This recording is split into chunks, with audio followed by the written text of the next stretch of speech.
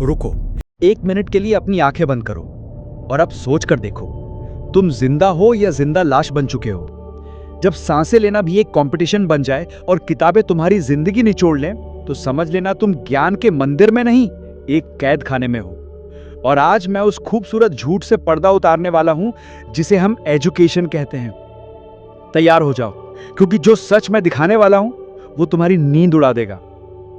Marksheet 90%, 95%, 99.9%। ये numbers सुनकर कैसा लगता है? प्राइड, सक्सेस या फिर एक अनजाना सा प्रेशर? कभी सोचा है कि इन नंबर्स के पीछे छुपे हैं कितने टूटे हुए सपने, कितनी स्लीपलेस नाइट्स और कितना मेंटल टॉर्चर?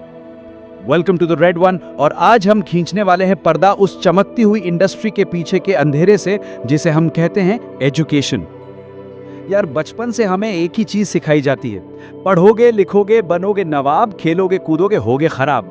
लेकिन क्या किसी ने यह बताया कि इस नवाब बनने की रेस में हम इंसान से मशीन बन जाते हैं? ये एजुकेशनल इंस्टीट्यूट्स जो ज्ञान के मंदिर कहे जाते थे, आज बिजनेस हाउसेस बन चुके हैं। इनका एक ही मंत्र है, मोर स्टूडेंट्स मोर मनी। इनकी मार्केटिंग स्ट्रैटेजी तो देखो, बड़े बड़े होर्डिंग्स, स्टार टीचर्स जिनके सैलरी पैकेजेस क्रिकेटर्स से कम नहीं, और गारंटीड सक्सेस के खोखले दावे।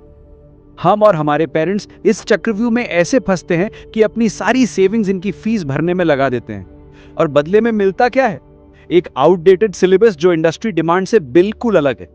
हम रट्टाफिकेशन के माहिर तो बन जाते हैं, लेकिन क्रिटिकल थिंकिंग और प्रैक्टिकल स्किल्स के नाम पर जीरो। मैं आपसे पूछता हूं, आपने ए फॉर एप्पल तो पढ़ा, लेकिन क्या किसी ने सिखाया A for anxiety? B for book पढ़ा, पर बी फॉर बर्नआउट का क्या? और फिर आती है कंपटीशन की अंधी रेस। शर्मा जी के बेटे के 98% आए हैं तो तुम्हें 99% लाने ही होंगे। ये कंपैरिजन हमारी क्रिएटिविटी और यूनिकनेस को मार देता है। हर कोई डॉक्टर या इंजीनियर बनने की लाइन में लगा है, भले ही उसका पैशन म्यूजिक या आर्ट में क्यों ना हो। इन कोचिंग फैक्ट्रीज में तो हालत और भी बदतर है। कोटा का नाम सुनते ही सक्सेस स्टोरीज याद आती हैं, है ना? लेकिन कोई उन स्टूडेंट्स की बात क्यों नहीं करता जो प्रेशर नहीं झेल पाते? हर साल कितने बच्चे डिप्रेशन का शिकार होते हैं, और कुछ गलत कदम उठा लेते हैं। ये उनकी हार नहीं, ये उस सिस्टम की हार है जो उन्हें सिर्फ एक रैंक, एक नंबर समझता है। मुझे गुस्सा आता है जब मैं ये सब देखता हूं। एजुकेशन का मतलब सिर्फ इंफॉर्मेशन डंप करना नहीं है। इसका मतलब है हमें एक बेहतर इंसान बनाना, हमें सोचना सिखाना, सवाल करना सिखाना। लेकिन यहां तो सवाल करने वालों को रेबेल या फेलियर का टैग दे दिया जाता है। हमारे टीचर्स भी इस सिस्टम के प्रेशर में हैं। Over crowded classes, administrative work का बोझ और इनोवेशन के लिए कोई स्कोप ही नहीं है। वो भी वही घिसी पीटी नॉलेज आगे पास ऑन करने पर मजबूर हैं। तो अब सवाल ये उठता है कि क्या हम इस अंधेरे को देखकर आंखें बंद कर लें या इस सिस्टम को चैलेंज करें? ये चेंज हमें ही लाना होगा, अपने पेरेंट्स से बात करके, अपने टीचर्स से डिस्कस करके, और सबसे इंपॉर्टेंट, अपने आप से पूछकर कि हम इस डिग्री की रेस में अपनी मेंटल पीस और अपने पैशन को कहीं खो तो नहीं रहे।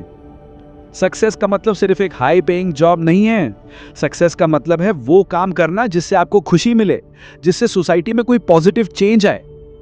सो अगली बार जब कोई आपसे आपके परसेंटेज पूछे, तो उनसे जरूर पूछना कि उन्होंने लाइफ में कितने मोमेंट्स खुलकर जिए। ये थी हमारी कोशिश एजुकेशनल इंस्टीट्यूट्स के डार्क साइड को आपके सामने लाने की। अगर आप इस डिस्कशन से रिलेट करते हैं तो इस वीडियो को शेयर कीजिए और कमेंट सेक्शन में अपनी राय जरूर दीजिए। मिलते हैं अगले वीडियो में एक और सच के साथ। This is red one signing off.